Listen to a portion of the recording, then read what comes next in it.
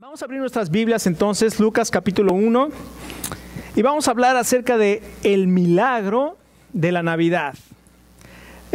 Hay un pensador, un escritor de los más brillantes que ha tenido el siglo XX, que se llama C.S. Lewis, el escritor de las Crónicas de Narnia y de todos estos libros. Escribió muchos libros como Cristianismo Puro y muchos otros muchos libros, pero este hombre era un agnóstico. Un agnóstico es una persona que se pregunta todo, que dice no tener todo el conocimiento y por lo tanto no puede dar algún veredicto, en este caso de la existencia de Dios. Y él decía que él no sabía si Dios existía, entonces dudaba la existencia de Dios hasta que comenzó a estudiar y a ver evidencias de la existencia de Dios y llegó al punto de crear lo que se llama el trilema: o Jesucristo es un lunático, o es un loco, o Jesucristo es quien dijo ser, un mentiroso, o Jesucristo es quien dijo ser. Él llegó a la conclusión, dijo, lo que dijo Jesucristo es de una persona que está completamente loca,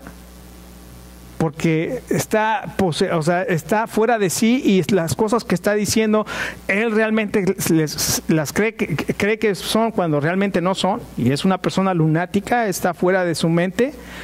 O es un mentiroso, porque lo que está diciendo es, él sabe que no es cierto y sin embargo lo afirma.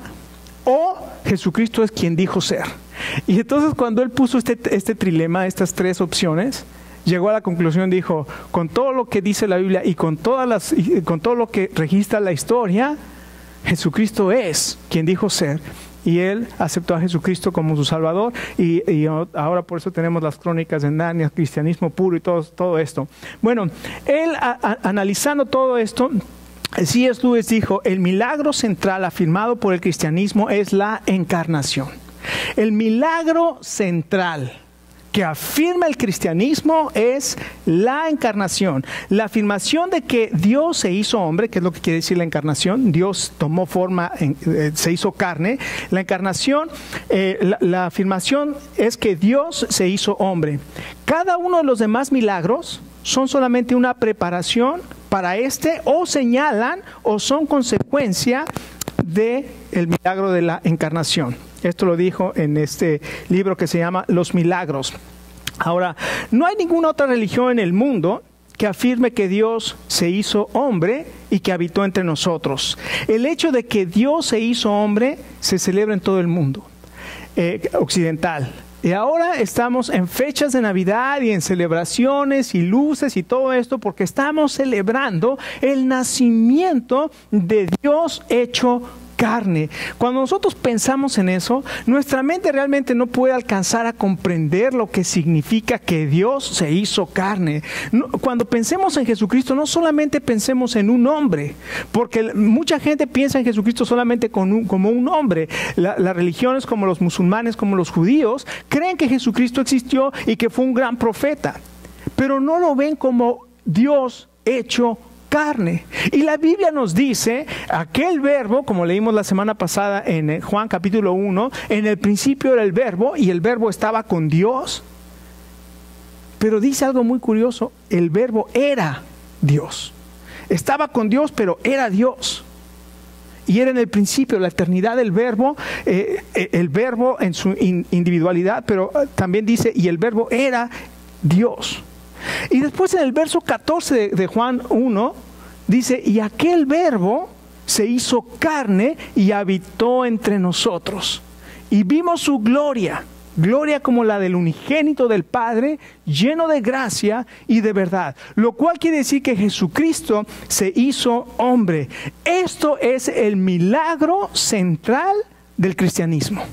Y la resurrección, que es el milagro más grande que yo creo que ha habido y que es la pieza fundamental, depende de la encarnación de Dios.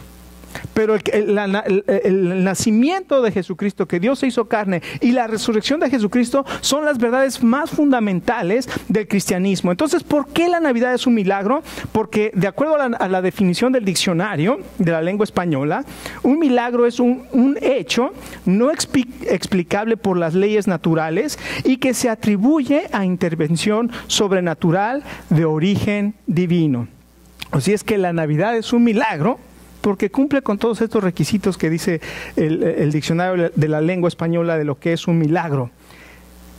Es algo no explicable, no se puede explicar por causas naturales que una mujer, sin haber tenido relación con ningún hombre, haya podido concebir.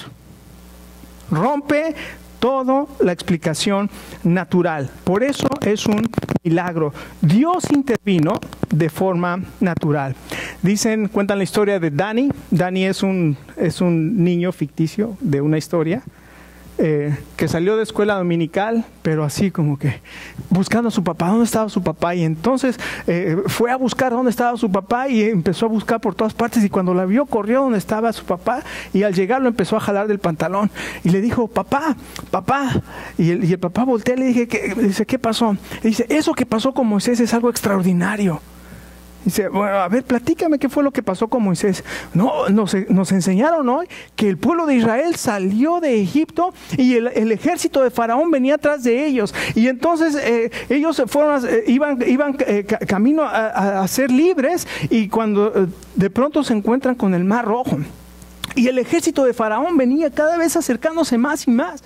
Entonces Moisés lo que hizo fue tomó un walkie-talkie y llamó por radio y pidió a la Fuerza Aérea de Israel que mandaran unos bombarderos que entretuvieran, que no dejaran pasar a los egipcios, mientras que la Fuerza Naval llegó con submarinos y empezaron a construir un puente para que pudieran pasar por el mar. Y el papá se quedó así, porque él conocía la historia, y le dijo, a ver, ¿cómo está eso? ¿Cómo que eso fue lo que te enseñaron en la escuela dominical? Y dijo, bueno, es que si te digo la verdad de cómo fue, no me vas a creer. Exactamente, eso es un milagro. Un milagro es algo que no se puede, en la visión natural, en el mundo natural, no se puede explicar. El nacimiento de Jesucristo de una virgen, o de la Virgen María, es un evento milagroso. Así es que nosotros en nuestra sociedad queremos encontrarle razón a todo, y si no existe la razón, inmediatamente lo calificamos como mito, como una falsedad. Ahora, quiero decir algo que es bien interesante.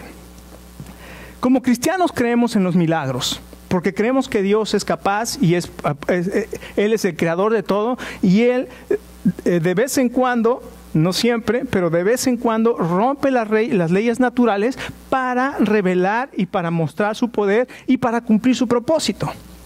Dios había anunciado lo que iba a hacer. No era algo que de pronto se le ocurrió, hoy los voy a asombrar, los voy a apantallar. Van a ver mi poder, hoy voy a hacer esto. No, Dios siempre anuncia lo que va a hacer. Y en las profecías de la Biblia, no me puedo acomodar esta cosa.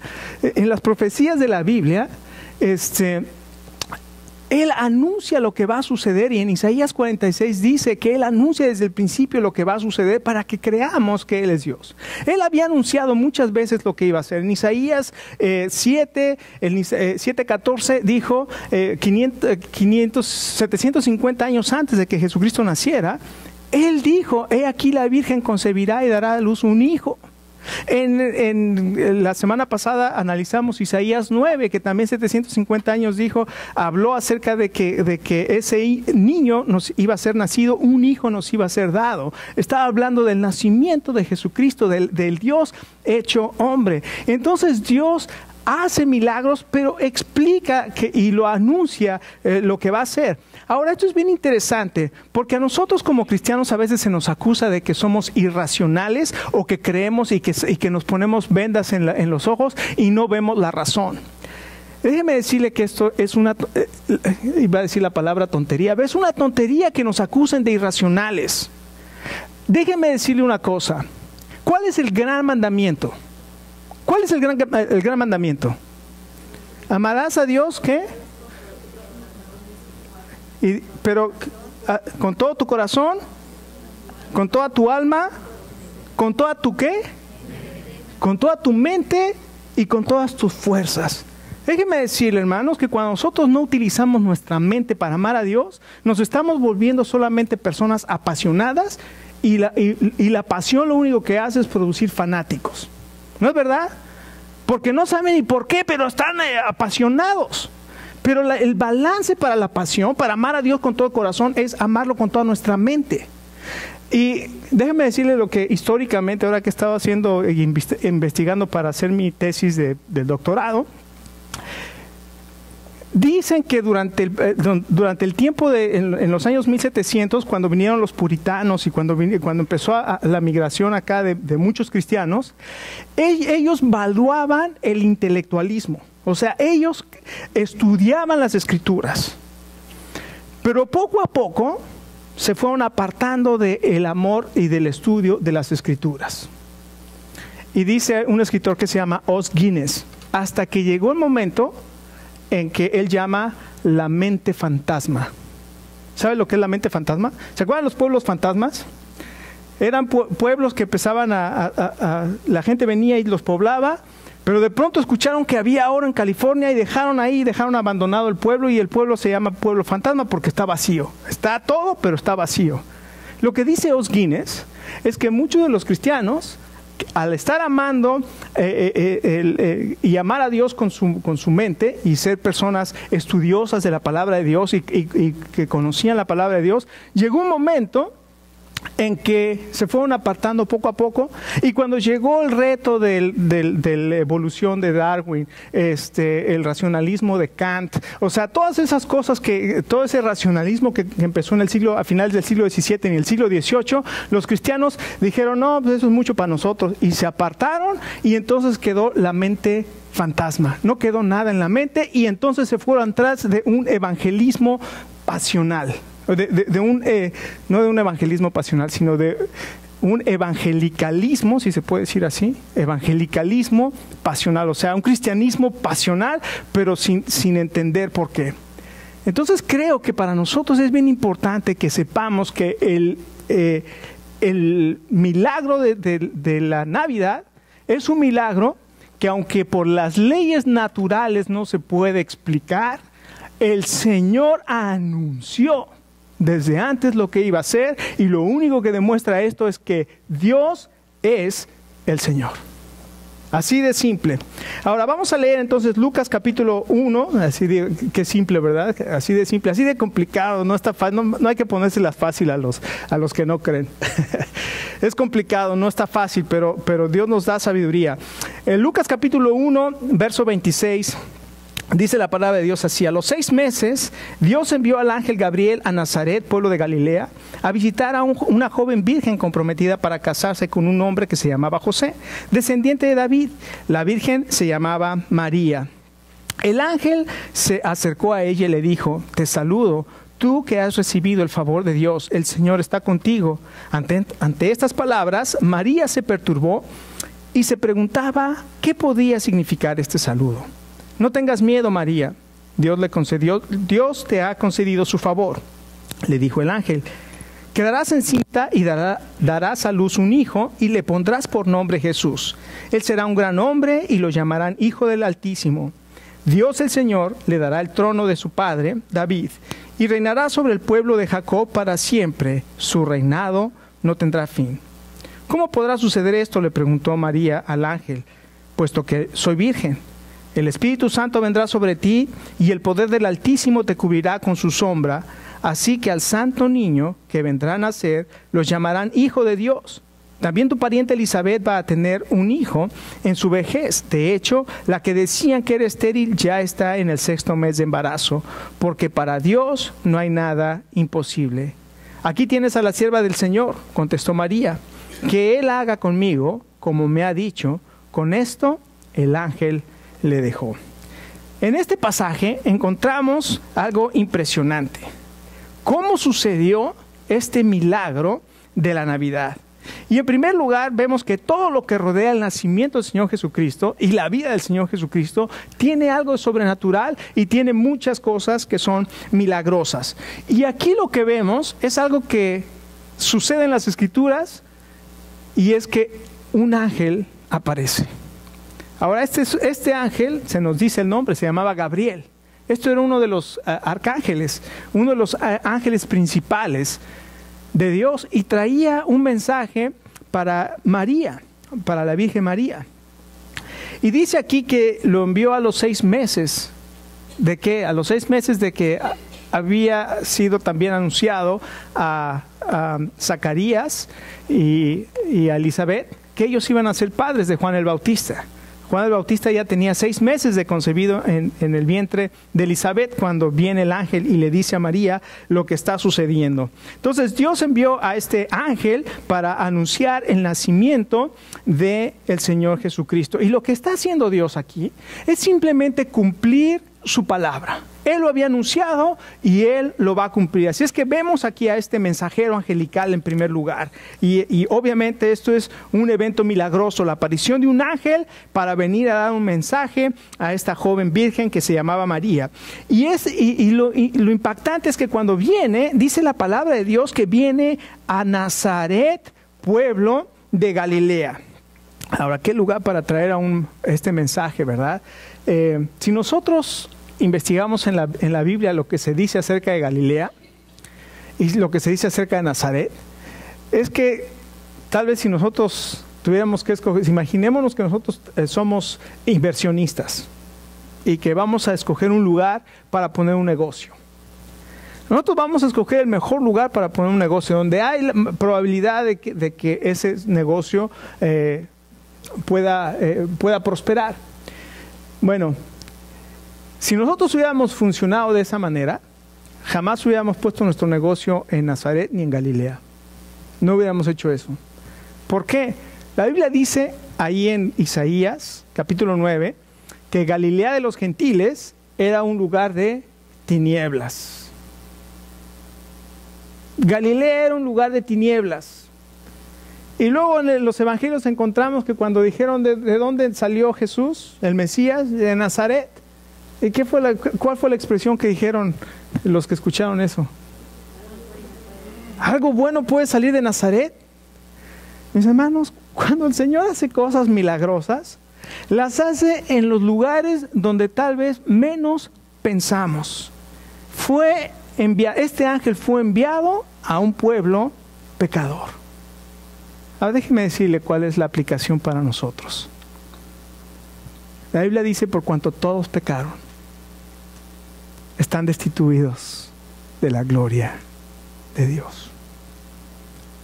Todos nosotros, sin este mensaje a este lugar, estaríamos condenados en nuestro propio pecado.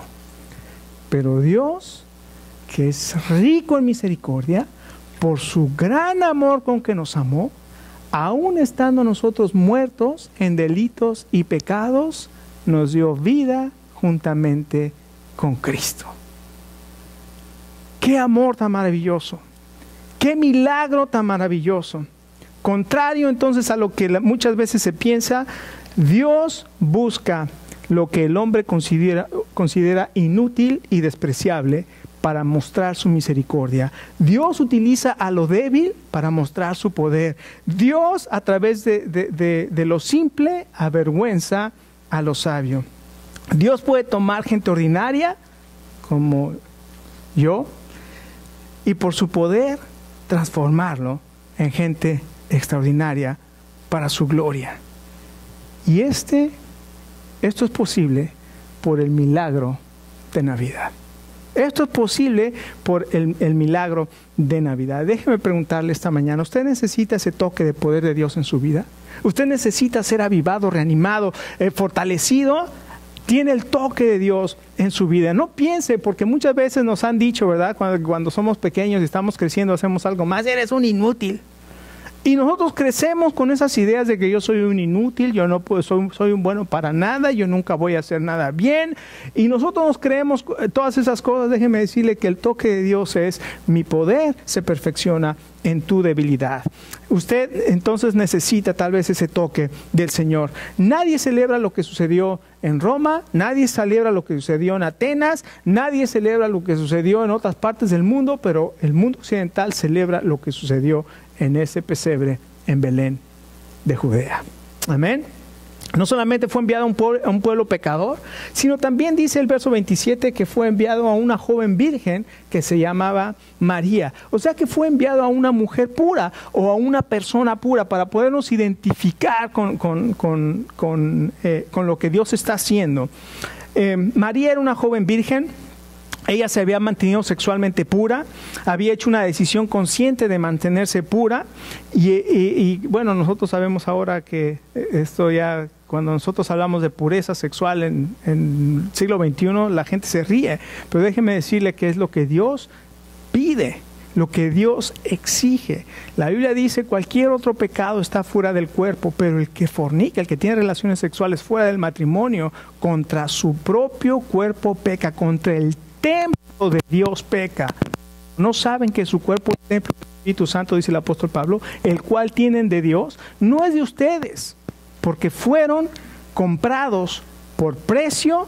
Glorifiquen a Dios en su cuerpo y en su espíritu, los cuales son de Dios. María es un perfecto ejemplo de una mujer consciente que se guardó pura. Ahora déjeme decirle, María era pura, sin embargo el ángel vino y le dijo a María que Dios estaba mostrando su favor. ¿Ok? María también necesitaba del favor de Dios, aunque era pura. Pero déjeme decir una cosa, ¿cómo se puede aplicar eso a nosotros? Bueno, hay veces que nosotros nos consideramos muy malos, que pensamos que Dios no nos puede perdonar, y ya vimos que Dios va a los lugares donde nosotros menos pensamos, y de ahí Él puede hacer una nueva persona. Pero a veces pensamos que hay gente tan buena que yo no necesito a Dios. Y ese es el otro extremo. Yo soy tan bueno, yo nunca he pecado. ¿Alguna vez se ha encontrado con personas que le dicen, no, yo nunca he hecho nada malo? Yo nunca he robado, nunca he mentido, nunca he robado, nunca he matado, ¿verdad? Esas dos cosas. Yo nunca he robado, yo nunca he matado. Le pregunto, ¿alguna vez has mentido? Como que ya empieza ahí. ¿Alguna vez te has llevado algo que no es tuyo? Por ejemplo, de tu oficina agarras algo que no es tuyo, que parece muy pequeño, pero no es tuyo. Entonces comienza uno a ver que sí hay pequeñas cosas que nos fallan. Y había una persona que sentía que ella nunca había adulterado, no decía mentiras, se sentía muy buena. Moralmente se sentía muy buena. Y alguien le dijo, bueno, pues lo que pasa contigo es que tienes orgullo espiritual. ¿Orgullo espiritual? Sí, porque tú crees que eres tan buena que no necesitas a Dios. En ese momento abrió los ojos y se dio cuenta que necesitaba a Dios, como cualquier otra persona. Entonces, tanto los muy malos que se sienten muy malos, la gracia del Señor alcanza, como las personas que se sienten buenas, necesitan la gracia de Dios. Y aquel canto que dice, la sangre que Cristo derramó en la cruz jamás perderá su poder, porque alcanza la montaña más alta y desciende hasta el valle más bajo. La sangre que me da fuerza de día en día jamás perderá su poder. Mis hermanos, todos necesitamos de la sangre de Cristo para limpiar nuestras vidas. En segundo lugar, no solamente fue enviado este mensajero angelical, sino el mensaje que traía, un mensaje asombroso. Él traía este mensaje. Le dijo a María, María, he aquí que has alcanzado el favor de Dios. O le declara el favor de Dios. Dice el verso 28. El ángel se acercó a ella y le dijo, te saludo, tú que has recibido el favor de Dios. Es algo maravilloso lo que aquí la palabra de Dios dice, porque aunque María era una joven pura, dice aquí la Biblia que ella había recibido el favor de Dios, lo cual quiere decir que ella necesitaba igualmente de la gracia de Dios. ¿Cómo sabemos que ella necesitaba de la gracia de Dios? Porque ella misma lo dice en el Magnificat más adelante, cuando nosotros vemos el verso 46 en adelante, ella habla de Dios y le dice, Dios mi Salvador. Ella necesitaba un Salvador y ella llama a Dios mi Salvador. Ella se considera y dice, ha mirado la bajeza de su sierva. Ella sabía que delante de Dios y de acuerdo a la santidad de Dios, ella también necesitaba y se veía como una mujer obviamente humilde, pura, pero que necesitaba la gracia de Dios. Y también ella dice, me van a llamar bienaventuradas todas las generaciones. Ella se da cuenta del favor que está recibiendo de Dios, inclusive dice, las generaciones me van a llamar a mí bienaventurada. Y a veces es lo que los cristianos, como cristianos evangélicos, se nos olvida. A veces se nos olvida que la Virgen María debe ser llamada bienaventurada por todas las generaciones. ¿Okay? Entonces, acuérdense, hay un extremo de que adorar a María. La Biblia no enseña que debemos adorar a María, pero la Biblia tampoco enseña que debemos despreciar a María. La Biblia enseña que debemos reconocer lo que Dios hizo en María y decir, María es bienaventurada. ¿Okay? Usted y yo entonces no somos merecedores de la gracia. Nosotros no merecemos la gracia. ¿Qué es lo que nosotros merecemos? La justicia de Dios, ¿no? Había hace muchos años una caricatura de Bugs Bunny, no sé si se acuerdan de Bugs Bunny, que lo agarran unos mafiosos y se lo llevan a una cabaña por allá, y un chaparrito así, Clyde creo que se llamaba, le dice a uno con su vocesota, le dice a uno de sus mafiosos, le da una pistola y le dice, toma esta pistola y dale su merecido. Y lo lleva a un cuarto y ahí está Bugs Bunny y le dice al mafioso, ¿ya viste al jefe? Me dijo que me dieras la pistola, que te diera la pistola y que me dieras mi merecido, y yo me he merecido la pistola. Y le pide la pistola. Pero déjeme decirle una cosa, si nosotros le exigimos a Dios que nos dé nuestro merecido, ¿dónde estaríamos en este momento? La gracia de Dios, el favor de Dios es que Dios no nos da lo que merecemos. Esa se llama misericordia. Y la gracia de Dios es que Dios nos da lo que no merecemos. En lugar de darnos el castigo, la Biblia dice que Él nos dio a su Hijo, porque Jesucristo sufrió el castigo por nosotros para a nosotros darnos vida. No solamente eso, sino que también dice aquí en el verso 30, no tengas miedo, María, Dios te ha concedido su favor, le dijo el ángel, quedarás encinta y darás a luz un hijo. En otras palabras le dijo, María, no estés... que no te dé miedo, necesitas tener paz. Imagínense nada más, ¿no? Estábamos analizando este pasaje con los jóvenes hace un momento. Imagínense cómo se sentía María, que le dije, ¿qué crees, María? Te traigo unas noticias buenísimas, vas a ser mamá. ¿Qué? Y obviamente María tenía preguntas. No cuestionó a Dios, no le dijo, ¿por qué a mí? ¿Por qué no escoges a otra? Mis planes con José, ¿qué? ¿No cuentan o qué? No, ella simplemente dijo, ¿cómo será esto? ¿Cómo será esto? Pues no conozco varón. Entonces el ángel le dice, ten paz, María, le declara paz a María. Y como vimos la semana pasada, el mundo está buscando paz. La gente busca paz, desgraciadamente busca significado para su vida, propósito para su vida, algo que satisfaga su vida, pero lo busca en lugares equivocados y tristemente se involucran en drogas, en alcohol, en inmoralidad, en todas estas cosas que no le dejan nada y que al contrario lo están cada vez destruyendo más y más y más y más. Pero la Biblia dice que el milagro de Navidad es que Jesucristo también vino a traer paz. El Señor Jesucristo dijo, mi paz les dejo, mi paz les doy, y no se las doy como el mundo la da. Así es que el mensaje del ángel fue de recibir la gracia y la paz de Dios. Esta mañana usted puede recibir la gracia y la paz de Dios. Y finalmente, en los versos 31 al 37, también habla del misterio revelado. O sea, ¿qué era lo que iba a suceder con este anuncio que le estaba dando de que iba a tener un hijo? Bueno, el ángel le explica y obviamente María estaba sin entender muchas cosas, como muchos de nosotros estamos muchas veces sin entender lo que Dios está haciendo. Cuando pasan circunstancias, pasan situaciones, no entendemos, pero cuando nosotros venimos al Señor y preguntamos, Señor, yo no entiendo lo que está pasando, ayúdame, dame sabiduría. El libro de Santiago dice, si alguno tiene falta de sabiduría, pídala a Dios, el cual da a todos abundantemente y sin reproche, y le va a ser dada. Así es que aquí les da la revelación de este misterio maravilloso que estaba a punto de suceder. Y le dice, María, lo que va a suceder es que se está cumpliendo el propósito maravilloso de Dios. Vas a dar a luz un hijo y se va a llamar Jesús. Y el nombre, simplemente el nombre que le estaba dando, que quiere decir Dios salva. Jesús es el Salvador. Y María entonces comenzaba a entender que el propósito divino de Dios es que ese hijo iba a ser el Salvador. José también recibió el ángel, porque José, cuando se enteró de que María estaba embarazada, dijo, ¿qué?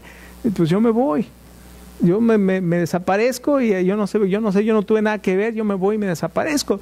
Y dice la Biblia que cuando José estaba pensando en dejar a María, el mismo ángel Gabriel, no dice su nombre en el pasaje de Mateo, pero el ángel viene y le dice a José, no temas tomar a María por tu mujer, porque lo que en ella está engendrado es el Espíritu Santo, y tendrá a luz, y dará a luz un hijo y llamará su nombre Jesús, porque él salvará a su pueblo de sus pecados. Entonces María y José comenzaron a entender, porque Dios fue declarando su plan y les fue revelando su plan. Mis hermanos, hay muchas cosas que nosotros tal vez no entendemos en este momento, pero cuando estamos dispuestos a seguir la voluntad de Dios, Dios comienza a explicarnos y comenzamos a entender el plan de Dios en nuestra vida.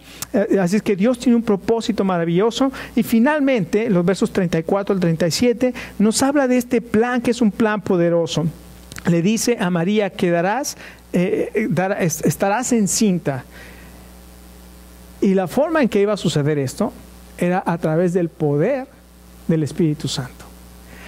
La sombra del Altísimo te cubrirá y vas a concebir un hijo. Y esto es bien interesante, es bien importante. Porque como les dije hace un momento, muchas veces queremos nosotros racionalizar, darle razón, una manera razonable de lo que está sucediendo. Y por ejemplo, José Smith, el fundador de los mormones. ¿Ustedes saben lo que dice José Smith que sucedió? Que Elohim, que es el Dios creador, el Dios de Génesis capítulo 1, dice José Smith, en primer lugar, Elohim fue un hombre como nosotros. Siguió las reglas del mormón y llegó a ser un Dios. Como Dios, creó el universo y creó el mundo y creó el planeta Tierra. Elohim vive ahora en un planeta que se llama Kolob, una estrella que se llama Kolob. Ese es Elohim. Y lo que hizo Elohim para traer a Jesús, un día vino acá y se paseó un día por la tierra y fue y le tocó a María. ¿María está sola?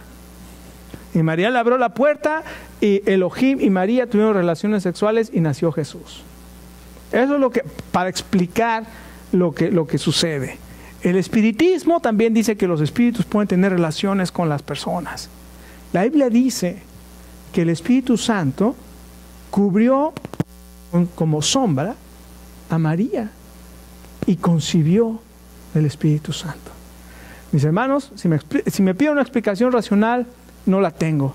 Lo único que sé es que Dios lo anunció y Dios lo cumplió. 750 años antes de que sucediera, Dios dijo, he aquí la Virgen concebirá y dará a luz un hijo y llamarás su nombre Emmanuel. Dios con nosotros. Aquí tenemos entonces este misterio revelado de este plan poderoso. Jesús nació de la Virgen María. Y esta verdad es fundamental para el cristianismo. Si Jesucristo no nació de la Virgen María, entonces, escuche, su sangre no nos puede salvar. Porque Él tendría sangre contaminada por el pecado. La sangre que Jesús derramó en la cruz tiene poder para limpiar todos nuestros pecados y hacernos nuevas personas. Es que la Navidad es un milagro porque Jesucristo nació de la Virgen María y su vida estuvo siempre rodeada de lo milagroso. Él dio esperanza al deprimido, Él dio fortaleza al abatido, Él dio perdón al afligido por la culpa y el rechazo. La Navidad nos habla del milagro del nacimiento de Jesús, pero también nos habla del perdón de pecados y una vida transformada que Jesucristo puede traer a cada uno de nosotros. Vamos a orar.